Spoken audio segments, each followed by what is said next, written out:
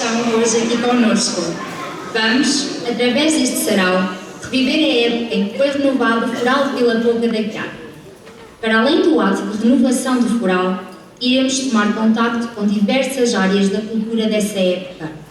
Personalidades ilustres irão passar por este palco, apresentadas por alunos e professores do nosso agrupamento, assim como pelo grupo de teatro Pilandorra.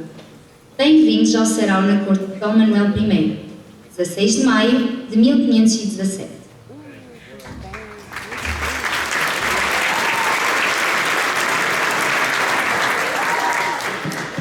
A Rota do Cabo e a Carreira da Índia. No ano 1498, Vasco da Gama chegou à Índia, abrindo assim o caminho para as especiarias, tão valiosas na Europa. D. Manuel I, o rei venturoso, irá tornar-se um dos monarcas mais ricos deste continente. Tendo o monopólio do comércio das especiarias, estabelece uma carreira marítima entre Portugal e a Índia, que lhe permitirá arrecadar grandes lucros. A riqueza acumulada cria-lhe condições para ter uma das cortes mais cultas e luxuosas da Europa, promovendo nela o desenvolvimento das artes, das letras e das ciências. Grandes nomes como os de Pedro Vaz de Caminha, Gil Vicente, Sá de Miranda, Bernardino Ribeiro, Pedro Nunes, Garcia da Horta, Damião de Góis, Grão Vasco, Duarte Pacheco Pereira, Garcia de Rezende, Abraão Zacuto e João de Barros trouxeram preciosos contributos à poesia, ao teatro, à pintura, às ciências naturais, à geografia, à literatura, à história, à matemática e à filosofia.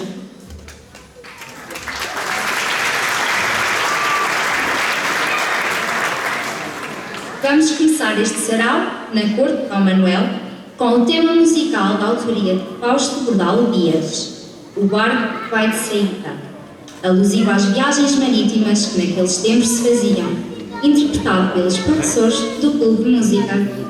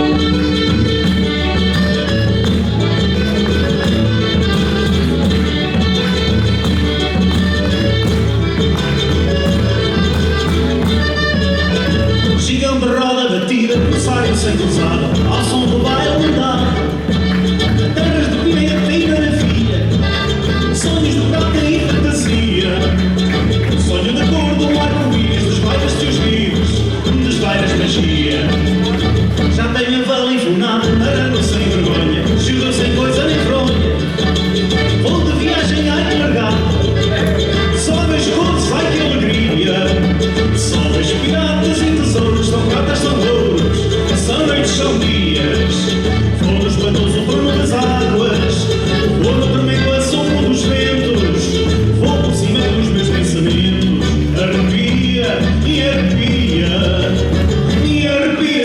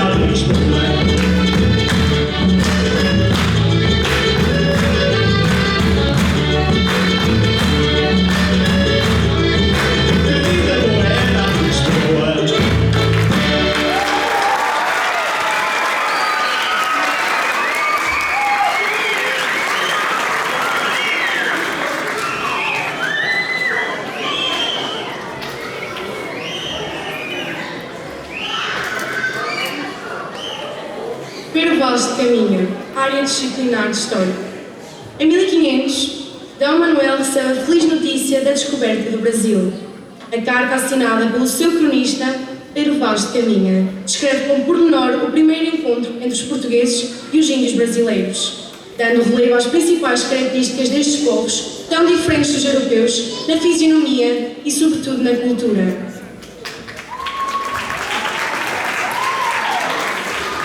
Vamos agora receber aqui na corte o Sr. Pedro Vaz de Caminha e ouvir a leitura do excerto dessa carta por ele escrita e enviada à Sua Majestade, o nosso Rei Dom Manuel. Este papel vai ser representado pelo aluno Francisco Santos, da turma 10º A.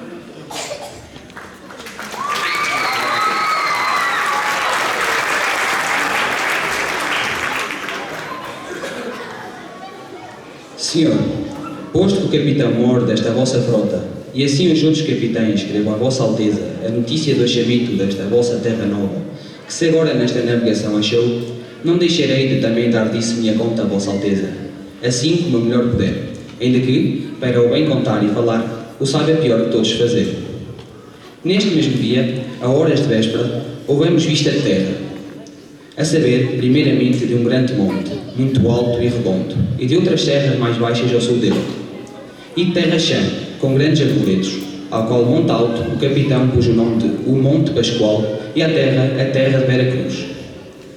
E dali avistamos homens que andavam pela praia, uns 7 ou 8, segundo disseram os navios pequenos que chegaram primeiro. Então lançamos fora os batéis e esquifes, e logo vieram todos os capitães das naus a esta nau do capitão-mor. E ali falaram, e o capitão mandou em terra a Nicolau Coelho para ver aquele rio. E tanto que ele começou a ir-se para lá, acudiram pela praia homens aos 2 e aos 3, de maneira que, quando o batel chegou à boca do rio, já lá estavam 18 ou 20. Pardos, nus, sem coisa alguma que lhes cobrisse suas vergonhas, traziam arcos nas mãos e suas setas. Vinham todos rijamente em direção ao batel. E Nicolau Coelho lhes fez sinal que pousassem os arcos, e eles os depuseram. Mas não pôde deles haver fala nem entendimento que aproveitasse, por o mar quebrado na costa. A feição deles era serem pardos, um tanto avermelhados, de bons rostos e bons narizes, bem feitos. Andam nus sem coberta alguma, nem fazem mais caso de encobrir ou deixar de encobrir suas vergonhas, do que de mostrar a cara. Acerca disso, são de grande inocência. Ambos traziam o beiço de baixo furado e metido nele um osso verdadeiro, de comprimento de uma mão travessa e da grossura de um fuso de algodão, agudo na ponta como um furador. Metem-nos pela parte de dentro do beiço, e a parte que lhes fica entre o beiço e os dentes é feita à moda de roco de xadrez. E trazem-no ali encaixado de sorte que não esmagoa, nem lhes põe estorvo no falar, nem no comer e beber. Os cabelos deles são corredios, e andavam tosquiados, de tosquia alta, antes do que sobrepente, de boa grandeza, rapados todavia por cima das orelhas. Outros traziam carapuças de penas amarelas, e outros de vermelhas, e outros de verdes. E uma daquelas moças era toda tingida de baixo a cima. Daquela tintura e certa era tão bem feita e tão redonda, e sua vergonha tão graciosa, que a muitas mulheres de nossa terra, vendo de tais feições, envergonhara, por não terem as suas como ela. Nenhum deles era fanado, mas todos assim como nós. E desta maneira dou aqui a vossa Alteza conta do que nesta vossa terra vi. Beije as mãos de vossa Alteza, deste porto seguro, da vossa ilha de Vera Cruz, hoje, sexta-feira, 1º dia de maio de 1500.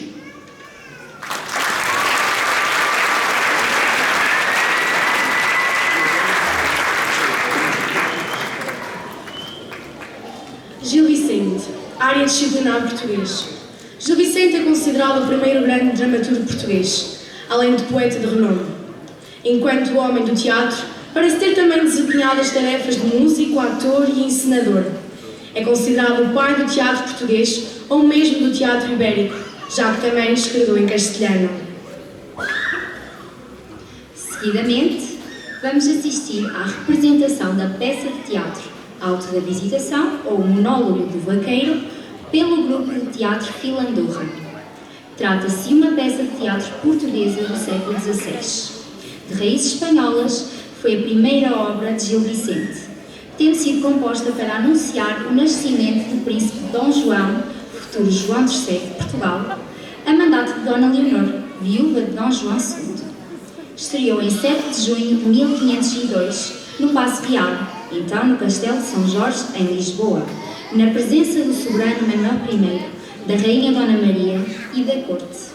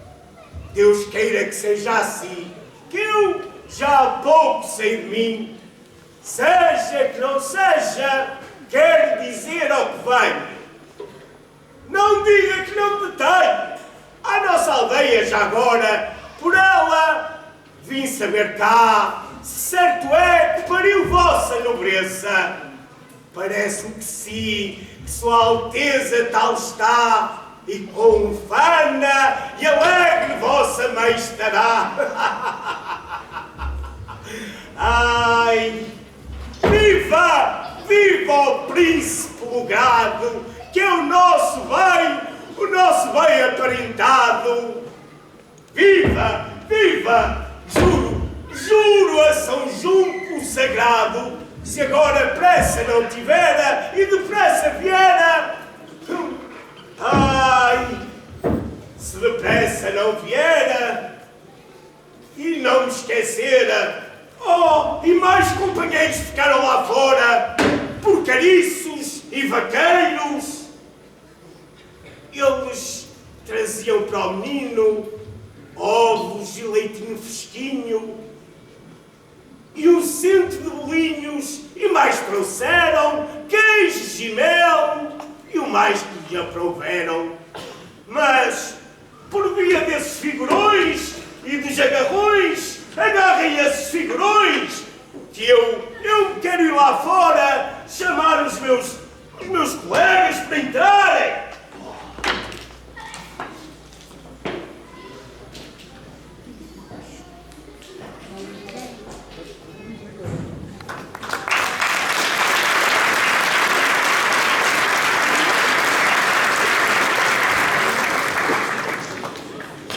Sá de Miranda, área disciplinar português. Francisco Sá de Miranda nasceu em 28 de agosto de 1481, na cidade de Coimbra. Frequentou o mosteiro de Santa Cruz de Coimbra, que ministrava, de acordo com a formação humanística da época, o ensino das línguas latina e grega.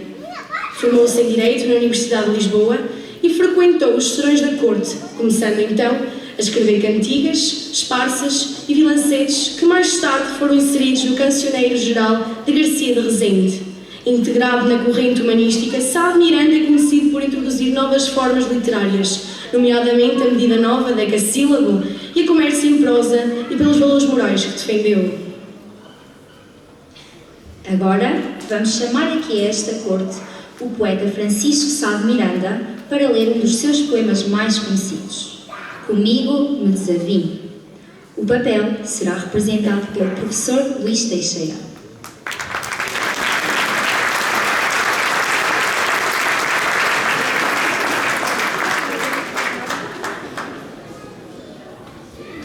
Sua Majestade, na sua graça e plenitude, réus e músicos que aqui estáis,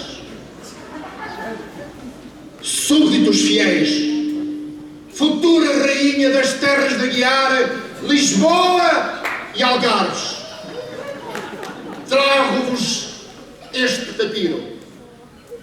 Este papiro que foi larapeado aos chineses, a que havia de ser.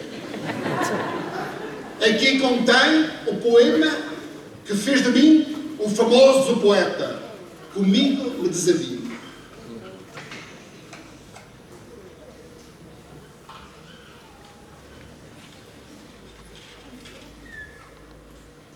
Comigo me desavinho. Sou posto em todo perigo. Não posso viver comigo, nem posso fugir de mim. Com dor da gente fugia, antes que esta assim crescesse. Agora já fugiria de mim, se de mim pudesse. Que meu espero ou que fim do bom trabalho que sigo, pois que trago a mim comigo, também o inimigo de mim.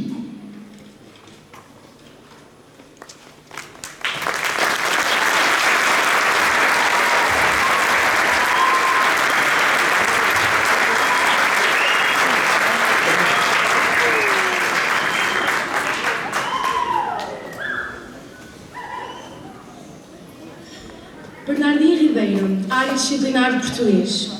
Praticamente nada se sabe ao certo da vida de Bernardino Ribeiro. Presume-se que nasceu por volta de 1482. Não se conseguiu ainda provar que este poeta Bernardino Ribeiro e o seu homónimo que frequentou entre 1507 e 1508 a Universidade de Coimbra e que em 1524 foi nomeado escrivão da Câmara, fossem a mesma pessoa. Pensa-se que tenha estudado em Coimbra, onde se formou em leis.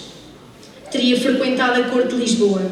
Colaborou no Cancioneiro Geral de Rezende, que, assim como Bernardino, pertenceu à roda dos poetas palicianos, juntamente com Sá de Miranda, Gil Vicente e outros. Esteve algum tempo na Itália, onde tomou conhecimento e inovações literárias. Tão misterioso quanto o nascimento é a morte do escritor. Alguns autores datam-na como se fosse 1552, porém, pela leitura da Ecloga Basto, Sá de Miranda, e escrita antes de 1544, verificamos que este autor se refere ao seu bom Ribeiro amigo como já falecido. Vamos então ter nesta corte a aluna Iris Lemos, da turma 10º-B, para ler um excerto da obra em prosa, Menina e Moça. Seguidamente, irá intervir o Clube da Música.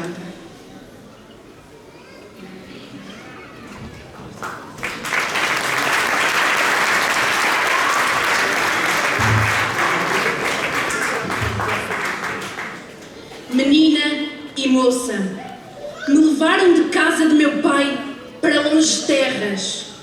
Qual fosse então a causa daquela minha levada, era eu pequena, não na soube.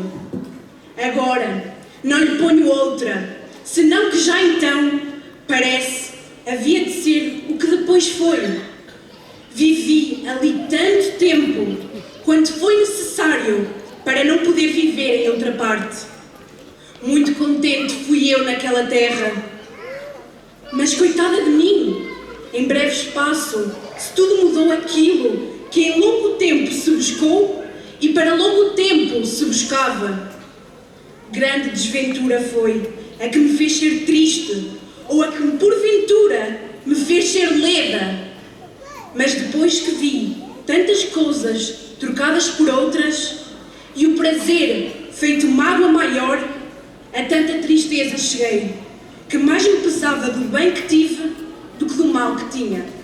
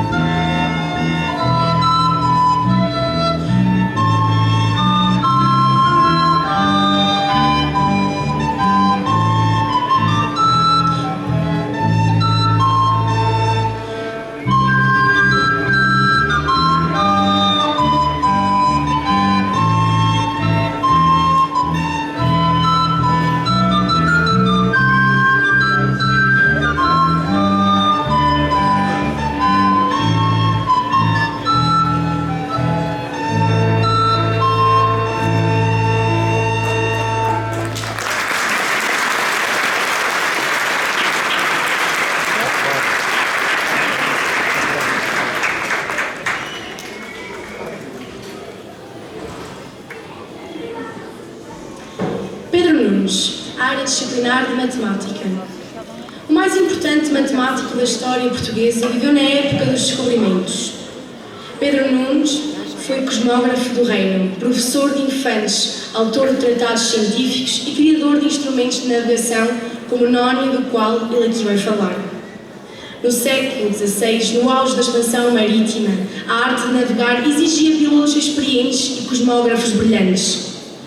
desenhar mapas precisos e completos, conhecer ventos e correntes dos oceanos, estudar o movimento dos astros ou calcular latitudes a qualquer hora do dia, eram desafios que os homens dos mares e os homens da ciência, apesar de nem sempre estarem de acordo, enfrentavam juntos. Pedro Nunes, 1502 a 1578, foi um matemático português que solucionou alguns problemas e impôs o seu gênio na Europa do Renascimento. Com estudos universitários feitos em Lisboa e Salamanca, Pedro Nunes era um jovem brilhante formado em medicina, com uma atividade multidisciplinar repartida entre a cosmografia e a astronomia, a álgebra e a geometria. Não será por isso de admirar que aos 27 anos fosse nomeado cosmógrafo do rei D. João III e tutor dos príncipes D. Luís e D. Henrique.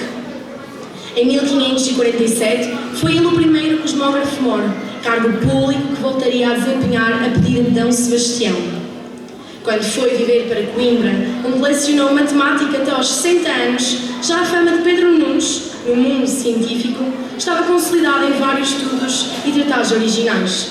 A sua primeira grande invenção terá sido a curva luxodrómica, a curva que o navio descreve navegando com o mesmo rumo, isto é, mantendo constante o ângulo da direção da proa com o ângulo verdadeiro.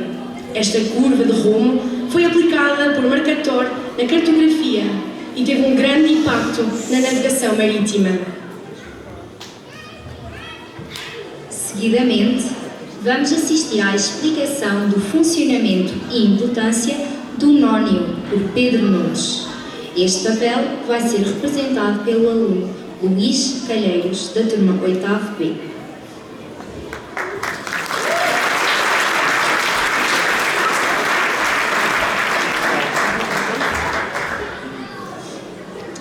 Olá, eu sou Pedro Nunes, em latim Petrus Nónios, um português que viveu no século XVI e se dedicou ao estudo da matemática e da astronomia. Eu fiquei célebre por ter inventado um instrumento de medida rigoroso que pôde ajudar os navegadores portugueses que, nesse século, levavam as naus à África, à Ásia e ao Brasil.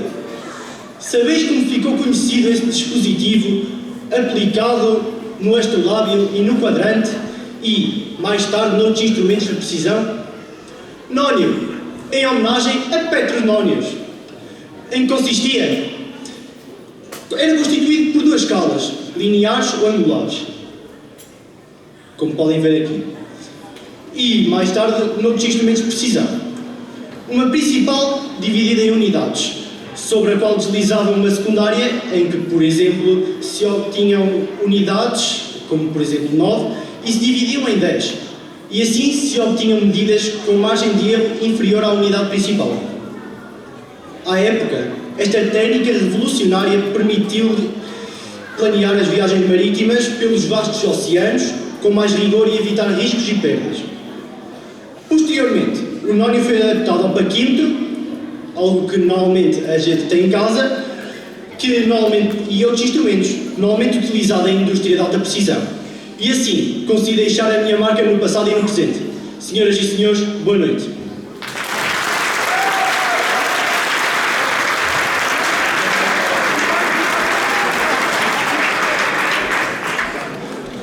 Garcia de Horta, área disciplinar de Ciências Naturais.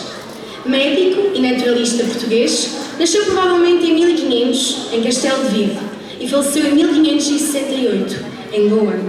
Os seus pais, Leonor e Fernando de Horta, eram judeus refugiados de Espanha, movidos pela grande perseguição incitada pelos reis católicos espanhóis em 1492. Depois de ter estudado Filosofia Natural, Medicina e Botânica em Salamanca e Alcalá de Henares, em Espanha, voltou em 1523 a Castelo de Vide, onde viria a exercer Medicina. 2 anos depois, instalou-se em Lisboa, onde se tornou médico do rei e conheceu o matemático Pedro Nunes, de quem se viria a tornar grande amigo. Por volta de 1530, ingressou como professor de Filosofia na Universidade de Coimbra. Vamos agora chamar Garcia da Horta para nos falar do seu papel no desenvolvimento das ciências naturais, em particular da medicina e da botânica. Este papel vai ser representado pelo aluno Diogo Carneiro, da turma 10º A.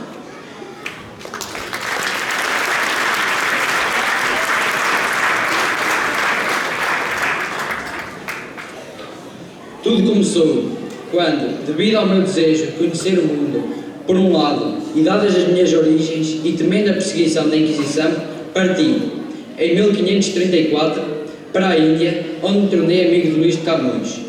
Íntimo e médico do vice-rei, instalei-me em Goa. Foi-me dado o foro de Bombaí, exerci clínica, prosperei como comerciante, casei, fundei um jardim botânico e um museu. Até que, cerca de 30 anos depois, a Inquisição foi introduzida na Índia. Em Goa, reflexo do meu convívio com médicos árabes e hindus, escrevi colóquios dos simples e drogas e causas medicinais da Índia. Obra mista de medicina, farmacologia e filosofia natural. Revolucionava os conhecimentos da velha Europa, valendo como uma reação contra o saber dos antigos, uma afirmação dos valores da experiência e das aquisições científico-naturais. Ainda assim, o meu livro foi autorizado a ser impresso pela Casa de Suplicação e pela Inquisição. Entretanto, experimentei grandes dificuldades financeiras e vi várias pessoas da minha família devassadas pela fúria inquisitorial, inclusive minha irmã, Catarina, condenada à fogueira pelo crime de judaísmo. Em 1580, o Tribunal de Santo Ofício acabou por condenar-me, post-mortem, também pelo crime de judaísmo, desenterrando e queimando os meus ossos.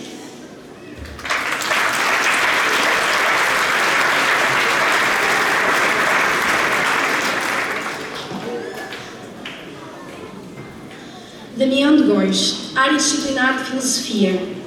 Damião de Góis nasceu a 2 de fevereiro de 1502, órfão de pai em 1513. Foi recebido no Paço Dom Manuel e aí fez a sua formação. Aos 20 anos partiu para Antuérpia, onde desempenhou o cargo de secretário da Feitoria Portuguesa. Após várias missões diplomáticas em 1533, abandonou as funções e dedicou-se ao que lhe interessava verdadeiramente, os ideais humanistas. Mudou-se para a Basileia e viveu aí com o Erasmo de Roterdão. Depois seguiu para Pádua e frequentou a universidade durante 4 anos. Bonomassini, Ceboleto, Lutero e Bembo figuravam entre os seus amigos. Publicou diversas obras humanistas e historiográficas, quase sempre em latim. Durante a invasão francesa de Flandres, Damião de Góis foi feito prisioneiro, posteriormente libertado graças à ação de D. João III, que o trouxe para Portugal. Foi nomeado guarda-mor dos arquivos reais da Torre do Tombo e foi escolhido pelo cardeal Dom Henrique para escrever a crónica oficial do rei Dom Manuel I, completada em 1567. Mas o seu trabalho, o que escrevia e o que defendia, trouxe-lhe problemas para a Inquisição e até com as famílias nobres. Sem a proteção do cardeal regente, foi preso, sujeito a processo no Santo Ofício e depois, em 1572, transferido para o Mosteiro da Batalha. Abandonado pela família, apareceu morto, com suspeitas de assassinato na sua casa de Alenquer em 30 de janeiro de 1574, sendo enterrado na igreja de Santa Maria de Várzea, da mesma vila, que mandara restaurar em 1560. Solicitamos então a presença de Damião de Góis e vamos ouvir o que nos tem a dizer sobre o seu contributo para o pensamento filosófico do seu tempo. Este papel vai ser representado pela aluna Érica Costa, da turma 11º C.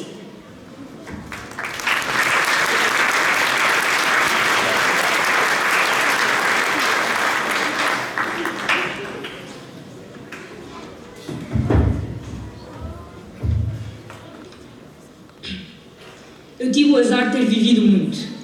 Nasci em 1502 e passei a minha juventude e início da idade adulta num Portugal mais aberto a ideias estrangeiras. Uma espécie de erasmofilia, ou seja, a aceitação das ideias de Erasmo de Roterdão. Quais eram as ideias de Erasmo de Roterdão que eu também defendia?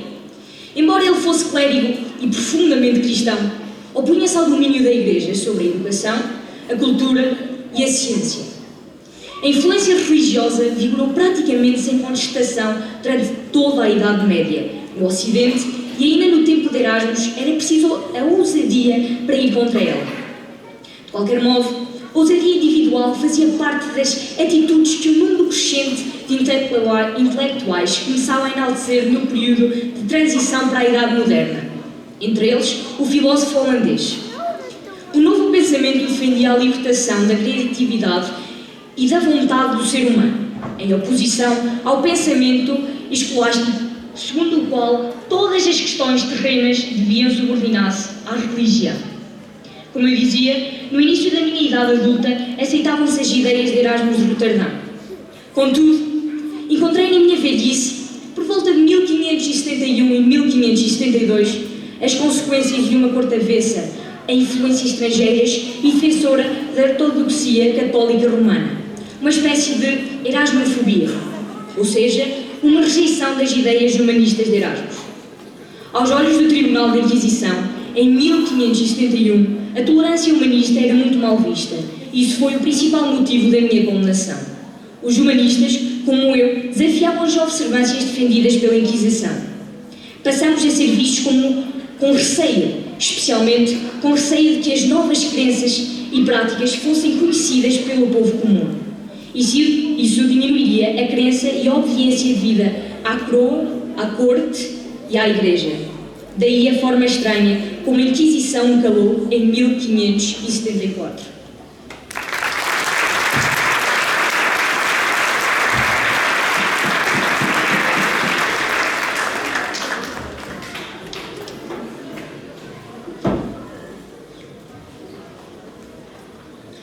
Grão Vasco, área disciplinar de Educação Visual. Mestre da pintura renascentista, Vasco Fernandes é o primeiro pintor português a assinar os seus quadros. Autor de obras monumentais, Grão Vasco, como ficou conhecido, é o grande Vasco de Viseu, figura mítica das artes portuguesas. Pairam muitas lendas na história da vida deste pintor influente do século XVI. Uma dizia que era filho de um moleiro, outra assegurava o discípulo do mestre italiano Rafael, e outra ainda que executou grande parte da pintura primitiva portuguesa. O mito do super-artista foi depois desfeito com o passar dos tempos, mas a verdade é que Vasco Fernandes produziu uma obra imensa e intensa no seu significado religioso, temática e constante. O mestre de Viseu poderá não ter nascido nesta cidade do Norte, mas foi aqui que passou pelo mesmo parte da sua vida. Sabemos que em 1506 já era mestre, pintor, e talvez já o tratassem por Grão Vasco, o grande Vasco, como ficou conhecido. Pedimos agora ao pintor Grão Vasco que entre nesta corte e nos fale sobre a sua obra. Este papel vai ser representado pelo aluno José Rendeiro, da turma 9B. Posteriormente, iremos ter uma atuação de dança medieval, com acompanhamento do Clube da Música, que irá executar o tema Cantiga Bailada.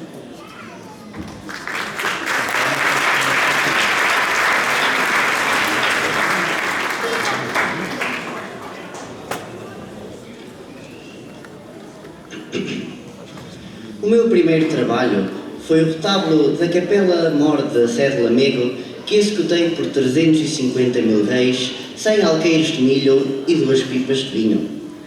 Criação dos animais, anunciação, visitação, circuncisão e apresentação no templo são 5 destes painéis que se encontram no Museu Grão Vasco de Viseu, onde, aliás, estão expostas a maior parte das minhas pinturas.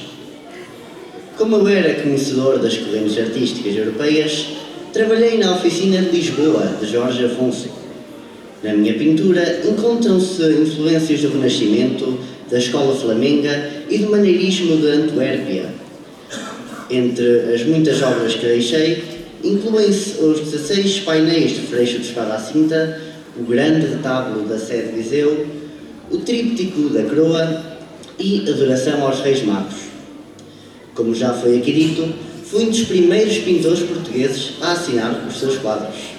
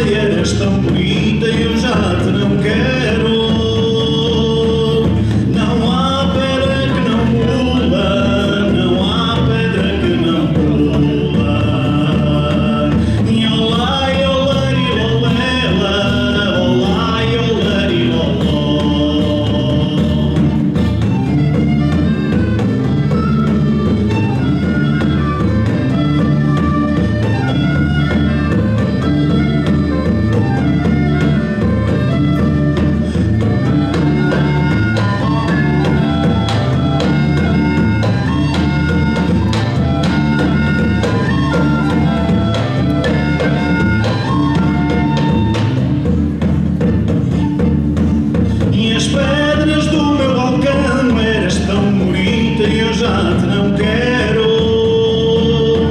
Estão todas a 3 a 3, estão todas a 3 a 3.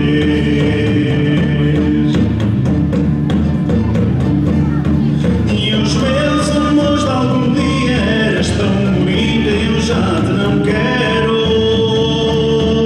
Já os cá tenho outra vez, já os cá tenho outra vez. E olá, e olá, e lolela, olá, e olá, e loló. E olá, e olá, e lolela, e olá, e olá, e loló. E olá, e olá, e lolela, olá, e olá, e loló.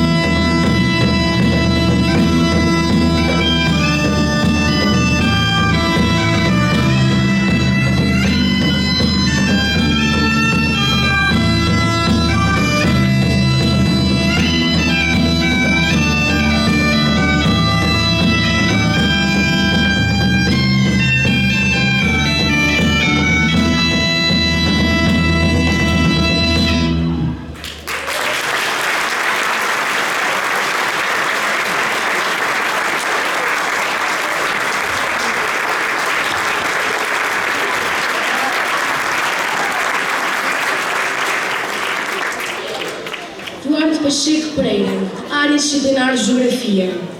Militar e cosmógrafo português, Duarte Pacheco Pereira nasceu por volta de 1460 e morreu em 1533. Realizou algumas viagens à costa da Guiné sob as ordens de D. João II. Depois, a sua competência em matéria de geografia e cosmografia, assim como a sua experiência de navegador, levaram-no a figurar entre os membros da delegação portuguesa encarregada de estabelecer, com os castelhanos, os termos do Tratado de Tordesilhas em 1494.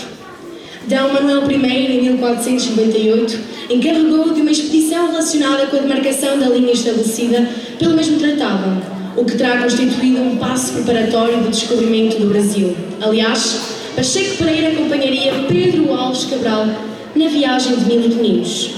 Depois de várias outras viagens, nomeadamente à Índia, exerceu o cargo de capitão de São Jorge da Mina entre 1519 e 1522, altura em que regressou a Lisboa. Chamamos agora a esta corte Duarte Pacheco Pereira para nos falar dos seus conhecimentos nas áreas da astronomia, da geografia e da técnica náutica. Este papel vai ser representado pelo aluno Daniel Correia, da turma 7º C.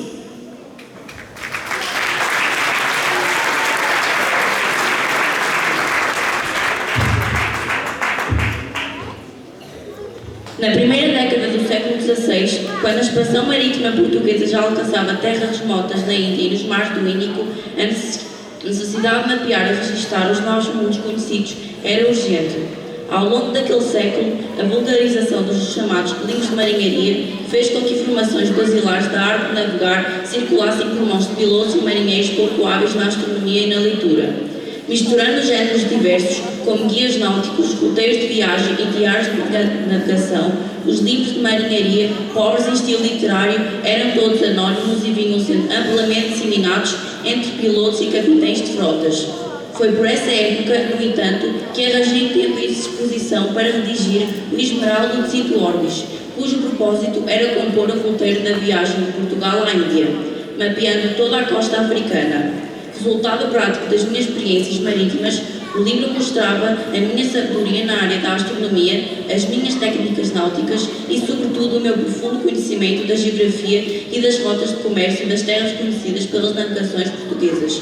O meu livro vinha à luz como um roteiro de viagem ambicioso, destinado a substituir os grandes tratados geográficos da Antiguidade, disposto a refutar as autoridades de Aristóteles, Ptolomeu, Pompónio Mela, ainda que o tenha feito de forma a respeitar o prestígio de que os clássicos desfrutavam desde a Idade Média. Eu tinha chegado à conclusão de que as autoridades antigas e medievais tinham projetado um plano geográfico impreciso e cheio de equívocos, especialmente por conta do desconhecimento das técnicas náuticas e de navegação astronómica. Ou seja, eu quis mostrar que o mundo era ocupado maioritariamente por terra, com água no centro, como se os oceanos fossem imensas lagoas, e, por ironia, evoquei a experiência que tinha como prova das minhas convicções.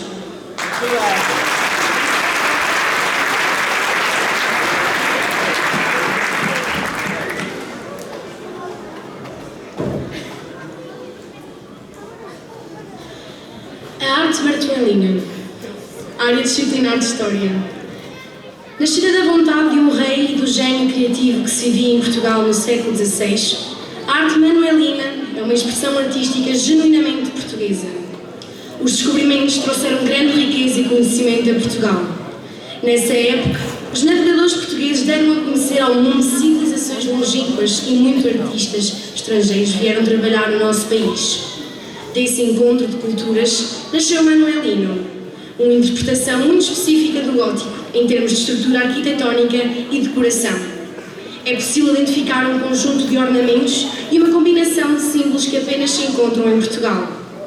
O estilo surgiu durante o reinado do nosso rei D. Manuel I, mas o nome só foi adotado no século XIX para designar esse espírito criativo.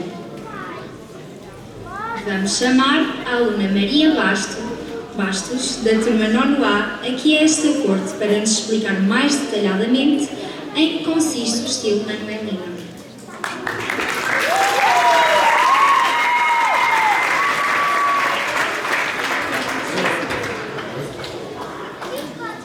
O estilo manuelino, por vezes também chamado de gótico português tardio flamejante, é um estilo decorativo escultórico e de arte móvel que se desenvolveu no reinado de D. Manuel I e prosseguiu até e após a sua morte, ainda que já existisse desde o reinado de D. João II. É uma variação portuguesa do gótico final, bem como da arte à luz mourisca ou arte mudéjar, marcada por uma sistematização de motivos iconográficos próprios, de grande porte, simbolizando o poder régio. Incorporou, mais tarde, ornamentações do Renascimento italiano. O termo manuelino foi criado por Francisco Adolfo Varnagem na sua notícia histórica e descritiva do Mosteiro de Belém, em 1842. O estilo desenvolveu-se numa época propícia de economia portuguesa e deixou marcas em todo o território nacional. A Torre de Belém e o Mosteiro dos Jerónimos são os ex libris, mas, em todas as obras construídas na época, facilmente se descobre a esfera armilar e a cruz de Cristo. São os símbolos pessoais do rei e o reflexo do poder temporal e espiritual que ambicionavam. Muitos outros símbolos terrenos e religiosos foram adotados e decoraram com exuberância a arquitetura gótica com ramos e folhagens, cordas, torcidas e estranhas formas marinhas, minuciosamente esculpidos na pedra. Era um marketing da época.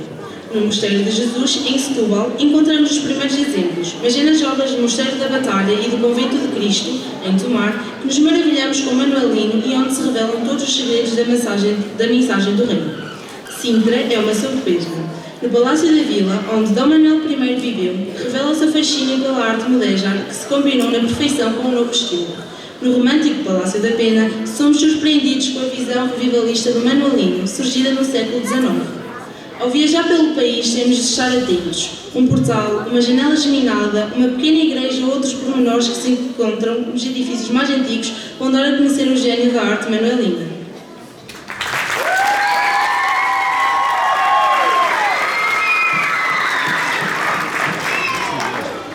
Música renascentista, área disciplinar de educação musical.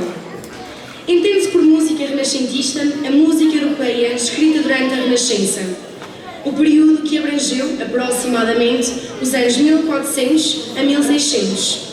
A definição do início do período renascentista é complexa devido à falta de mudanças abruptas no pensamento musical do século XV.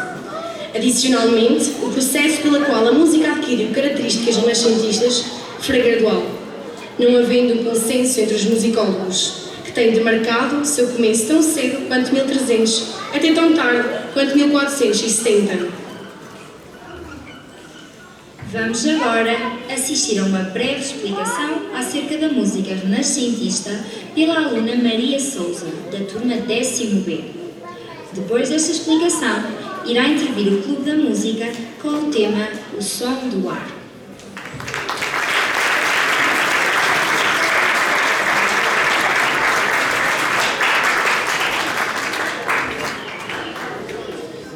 A música renascentista evoluiu a partir das bases da música medieval e ao longo do período não se observam bruscas quebras de continuidade, mas sim uma prolongada e gradual transição de um predomínio absoluto da linha melódica horizontal de ritmos livres, dependentes apenas da prosódia do texto e desenvolvida sob os modelos do canto gregoriano, em direção a novos parâmetros marcados pela concepção da música em sucessivos acordes verticais encaixados dentro de compassos de ritmos invariáveis.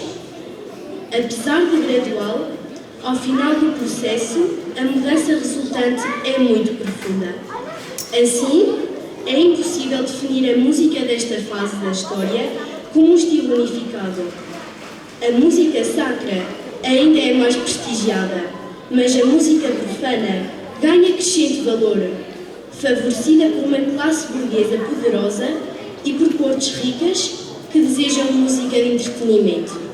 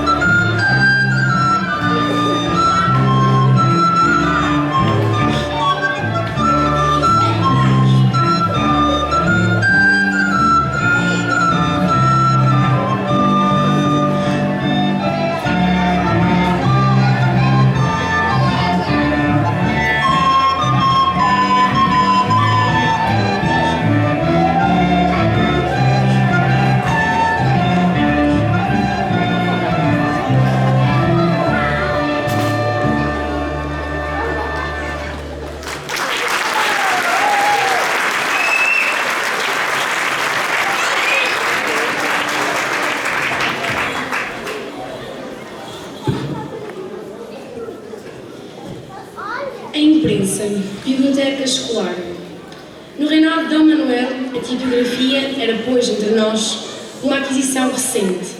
Sabe-se que Dom Afonso V, a quando da sua estada em Paris em finais de 1476, foi solenemente recebido na Sorbonne, onde provavelmente terá visitado a respectiva oficina tipográfica a funcionar desde 1470, e as primeiras obras impressas no país datam do reinado de Dom João II.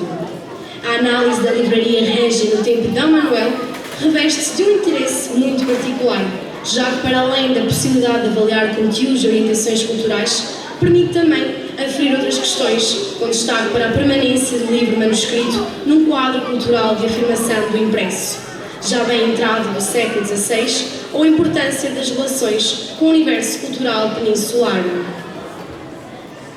Chamamos agora a esta corte o aluno Afonso Mota, da turma 6º A, para nos falar sobre este assunto.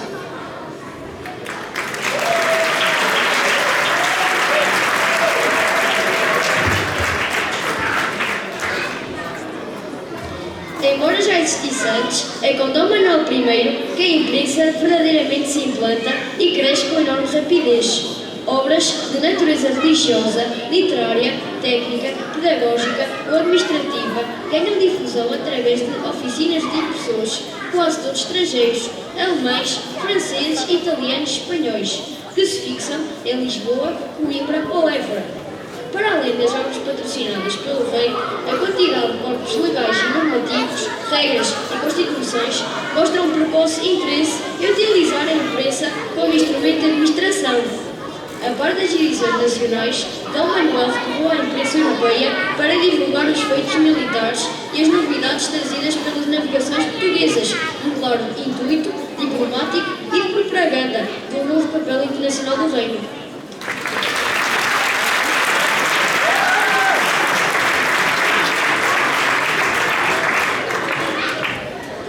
Intolerância religiosa, área disciplinar de educação moral e religiosa católica. Durante o reinado de Dom Manuel I, em 1497, antes do início da Inquisição Portuguesa e 9 anos depois da conversão forçada dos judeus em Portugal, ocorreu um massacre que teve como alvo os judeus. Cerca de 100.000 judeus refugiaram-se em Portugal nos anos que seguiram à sua expulsão de Espanha em 1492 pelos reis católicos. Dom Manuel I mostrou-se mais tolerante com a comunidade judaica, mas sob pressão de Espanha, também em Portugal, a partir de 1497, os judeus foram forçados a converterem-se para não serem mais humilhados e mortos em praças públicas. De seguida, vamos ouvir uma explicação sobre a intolerância religiosa e a conversão forçada dos judeus no tempo de Dom Manuel I. Chamamos agora a esta corte a aluna Diana Fernandes, da turma 5º A, para nos falar sobre este assunto.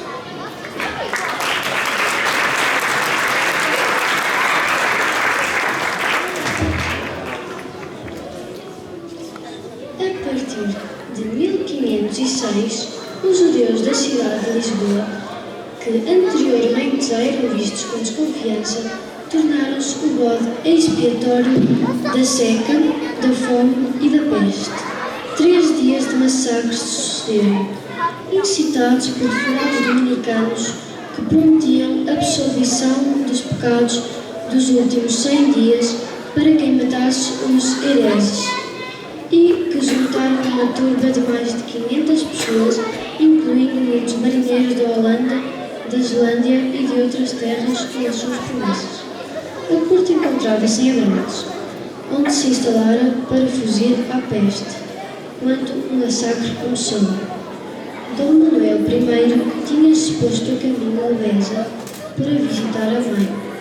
Terá sido avisado dos acontecimentos em Avis, logo mandando magistrados para tentar pôr fim ao banho de sangue. Entretanto, mesmo as poucas autoridades presentes foram postas em causa e, em alguns casos, obrigadas a fugir. Como consequência, homens, mulheres e crianças foram torturados, massacrados e queimados em fogueiras improvisadas, no Rocio, mais precisamente junto ao largo de São Domingos.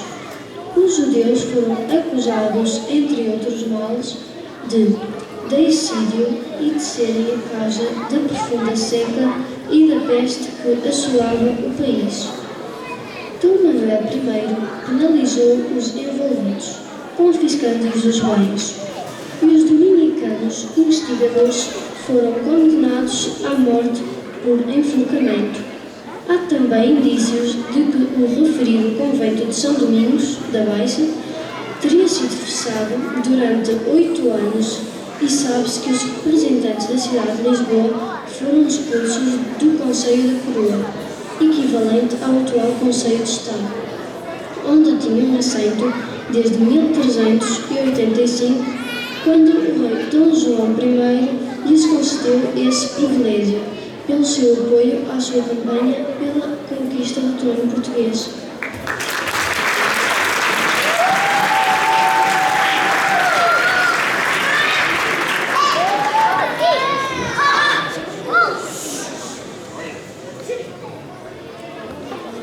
Educação especial.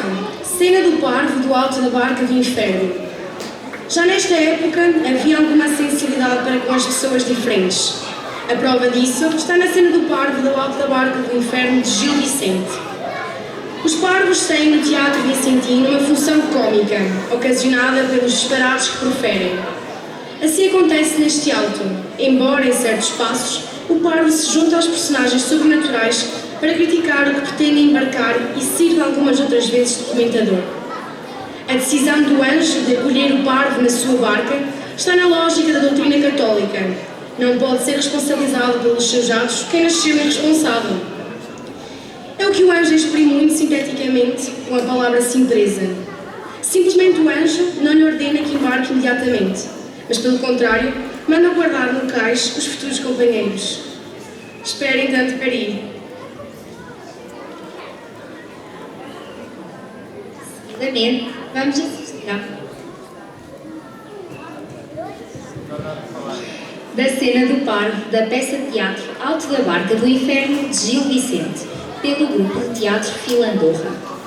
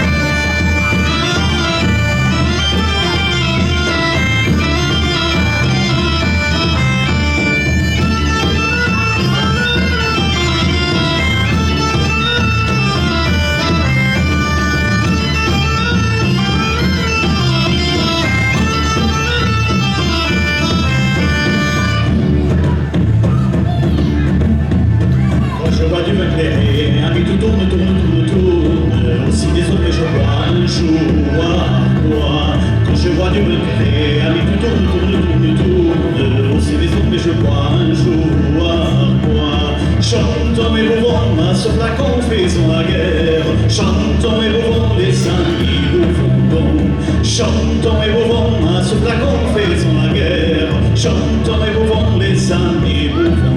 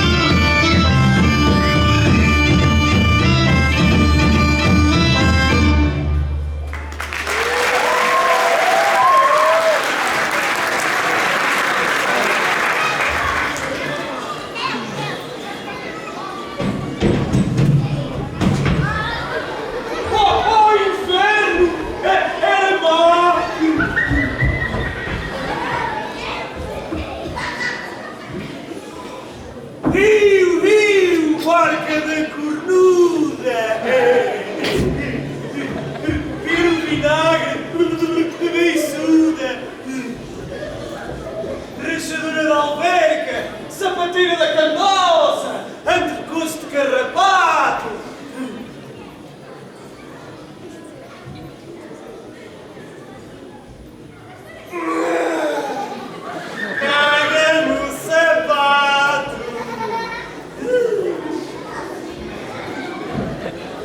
Filha da grande leivosa, a tua mulher é tinhosa e há de parir um sapo. Sentado num guardanapo.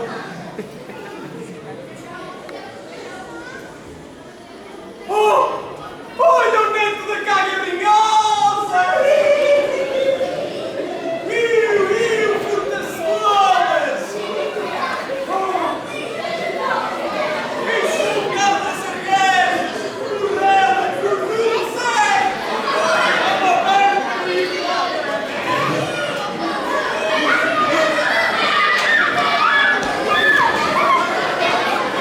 Olha a mulher que te fugiu para a Ilha da Madeira! Cornuda até a mangueira! Toma o pão que te caiu, toma!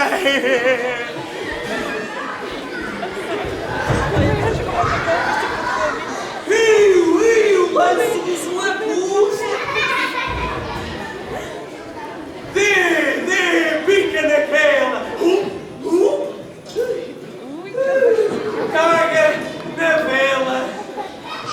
Eu, cabeça de grulha! Perna de cigarra velha! Caganita de coelha!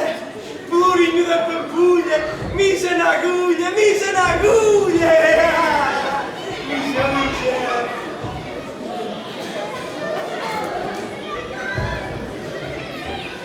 Oh,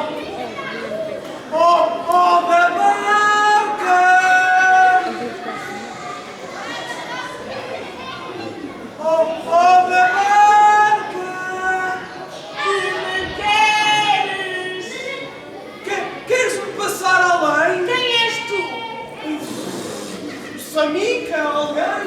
Tu passarás se quiseres, porque em todos os teus fazeres permalícia não erraste. A tua simpleza te abaste para gozar os prazeres.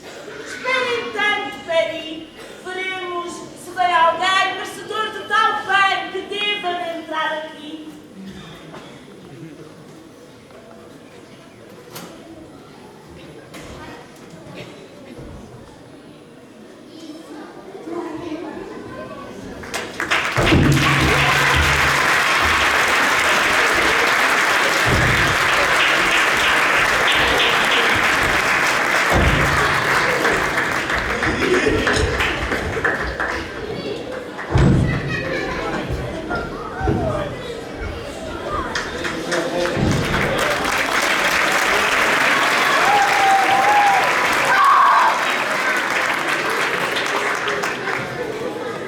Dom Manuel I e o Foral de Aguiar de Pena.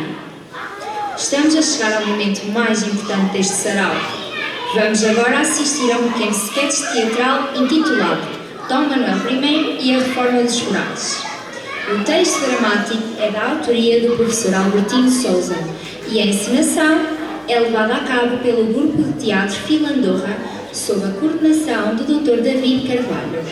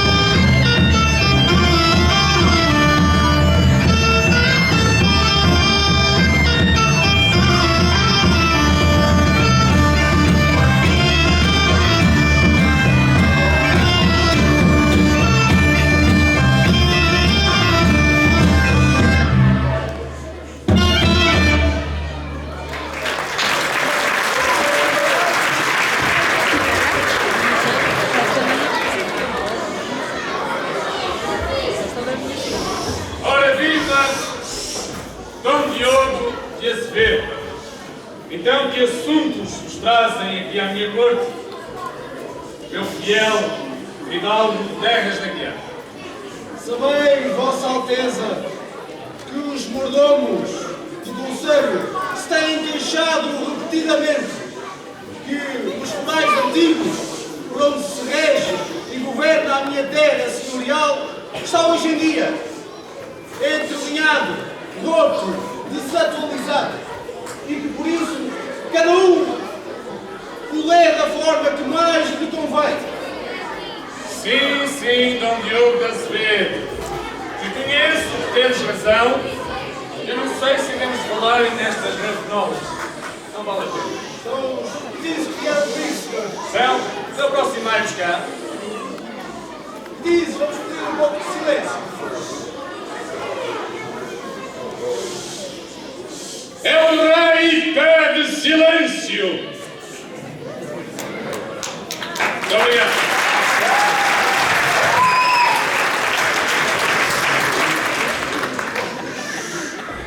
Já tenho recebido algumas reclamações de outros conselhos com o mesmo problema. É natural. Os forais foram escritos há mais de 300 anos. É claro que têm que ser atualizados. Na verdade, Dom Diogo de Azevedo, alguns forais ainda têm pesos e medidas que já não se usam e até a moeda está fora de circulação. E tem mais ainda, Sua Majestade. Note também que acabou de anunciar as primeiras leis gerais do reino, as ordenações.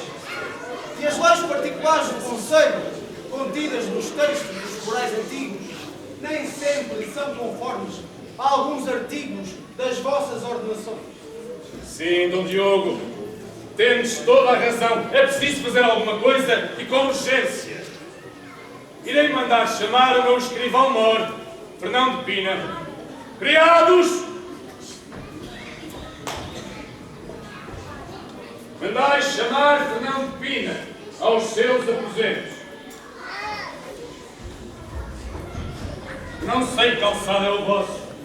Coisas estranhas. São os tamanhos, senhor. Muito bem. Fernão de Pina, bem-vindos, sejais. Majestade, vi o mais depressa que pude. Em que posso servi-lo? Olha aí, Fernão de Pina, eu estive a pensar e vou fazer uma reforma a todos os forais antigos.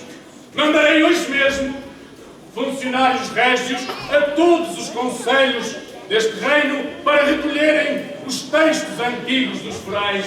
E tu, Fernão de Pina, ficarás encarregue de os copiar e de fazer uma nova leitura de todos eles. Depois faremos novos forais que respeitem as leis gerais deste reino, as ordenações e que sejam atualizados também os pesos, as medidas e a moeda.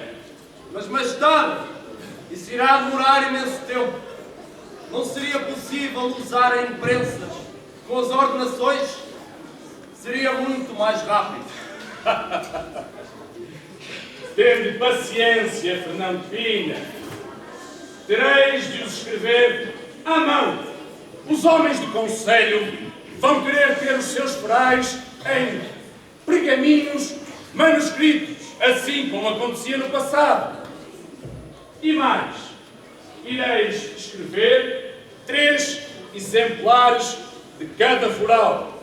Um para a nossa Torre do Tombo, outro para o Conselho e o outro para o homem da terra que recebe as rendas e os foros. E assim, nenhuma das partes pode fugir ao que lá está escrito. Assim o farei, Majestade. Muito bem.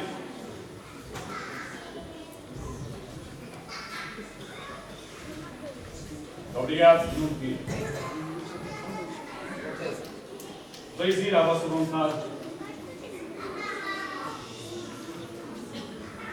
Minha rainha, Maria de Aragão, sabeis que mais apetece-me ouvir música.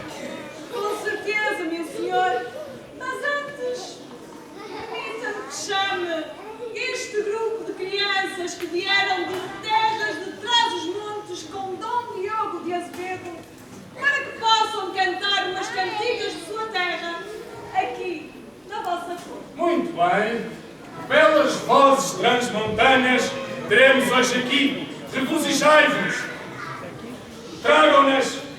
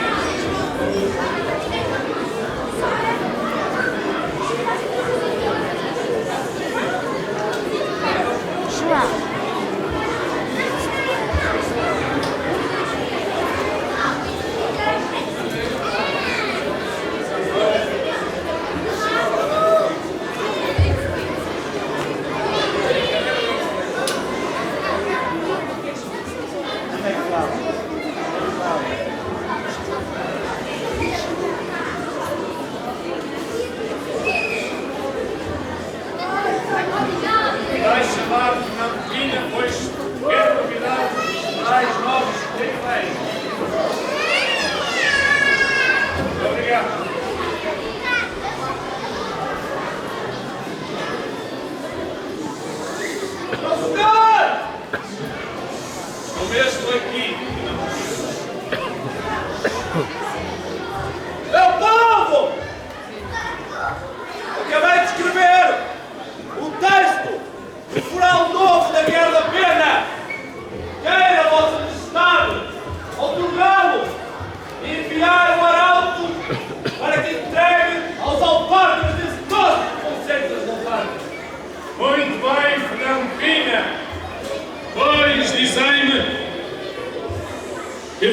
hoje.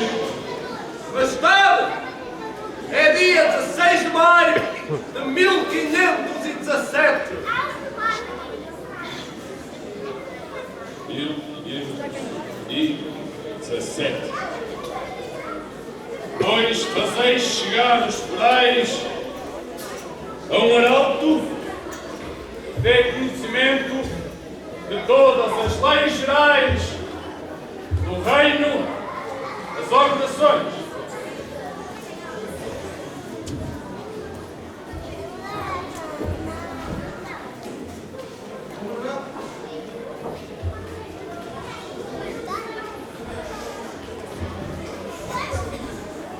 Aguiarenses, sabei que Dom Manuel, per graça de Deus, rei de Portugal e dos Albardes, da Quei e da Alemar em África, senhor da Guiné e da conquista e da navegação e do comércio da Etiópia, Arábia, Pérsia e Índia, a quantos esta nossa carta de foral, dado para sempre às terras e conselhos de Aguiar de Pena, virem, fazemos saber que mandamos fazer este novo foral com o foral del rei Dom Afonso Henriques, que o primeiramente deu e Dom Afonso II confirmou. Dado em Lisboa, aos 16 dias do mês de maio, do ano de nascimento de Nosso Senhor Jesus Cristo, de 1517. Viva el Rei Dom Manuel! Viva! Viva a terra de Aguiar! Viva!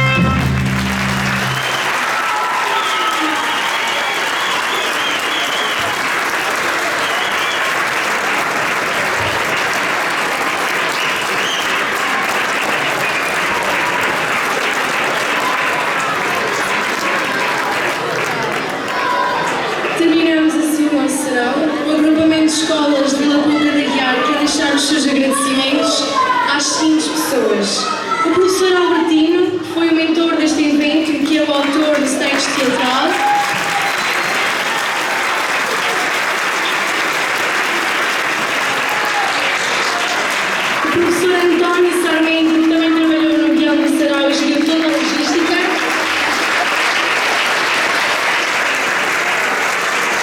O senhor diretor do agrupamento, que sempre apoiou e incentivou este evento. O grupo de teatro Filandorra e, em especial, o Dr. Filipe Carvalho, que se patrocinou por colocar connosco e nos orientou no nosso ensaio geral. Muito obrigada. O Clube de Música pelas suas intervenções incríveis musicais. Todos os nossos queridos alunos se identificaram em intervir como personagens. Todos os professores que fizeram a seleção dos alunos intervenientes para estarem aqui hoje connosco. Os assistentes operacionais que mostraram disponibilidade para apoiar, trazendo e levando os nossos alunos a casa. O professor Fernando Santos, que pintou o nosso incrível cenário. O professor Jorge Almeida, que ensaiou a dança das nossas queridas alunas. A Câmara Municipal de Vila Pouca, que proporcionou todas as condições para realizar este maravilhoso evento. E os técnicos, claro, de som e de luz, que sem eles também nada poderia ser acontecido neste momento. Obrigada pela vossa presença e na continuação de uma boa noite.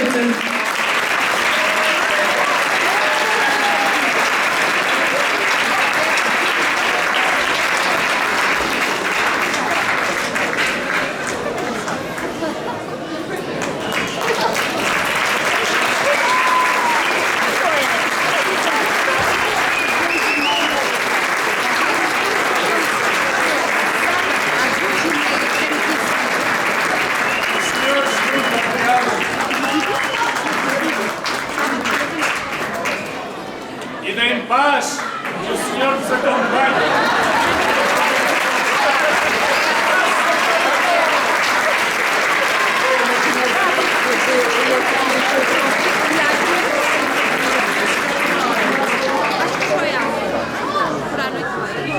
Ok, vou seminário. À vontade.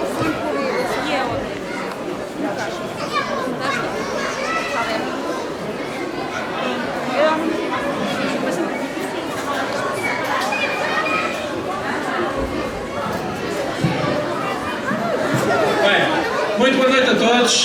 Duas palavrinhas muito rápidas. Simplesmente quero dar os parabéns a este elenco magnífico, em especial aos nossos alunos e em especial ao grupo de alunos do quarto ano que fizeram um trabalho excepcional. Meus parabéns, muito obrigado, vocês foram fantásticos. Quero também agradecer a todos os professores do agrupamento de escolas de Vila Pouca de Aguiar, ao Teatro Filandorra, à Câmara Municipal. Muito obrigado. Acreditem que hoje vou daqui de coração cheio. Nestes 2 anos que tenho de liderança no agrupamento de escolas de Vila Pouca de Aguiar, permitam-me que o diga, este foi o momento que me emocionou pelos motivos todos que nós aqui hoje assistimos. Um beijo a todos. Muito obrigado. Passar a palavra ao Sr. Presidente.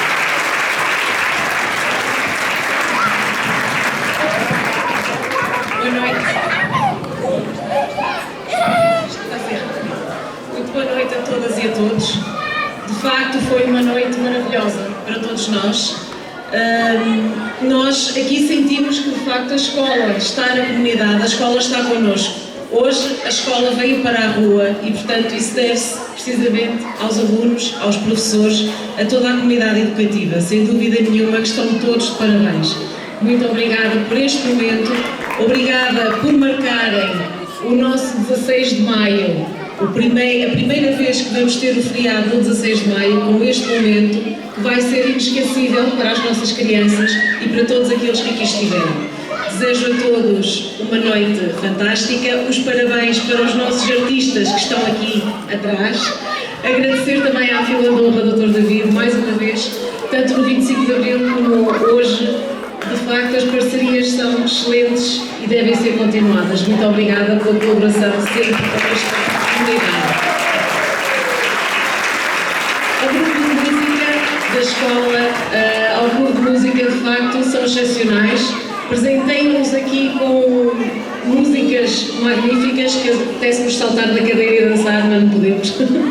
o espaço de mudar, mas de facto foi também a cultura para os mais pequenos para perceberem também o que é a época medieval. E claro, ao Clube Teatro também, que aqui está, é uma maneira de começarem a fazer mais teatro no Clube Teatro de Amigas, também, aqui em Vila Pouca, ok? Começar a trabalhar também para o clube. Portanto, mais uma vez, obrigada a todos e espero que daqui a um ano possamos voltar a repetir um sarau com toda a comunidade educativa e que realmente a comunidade educativa continue a participar e que venha para a rua. Sexta-feira, desfile etnográfico, portanto, a festa ainda não acabou aqui, apenas está a começar. Muito obrigada a todos, boa noite.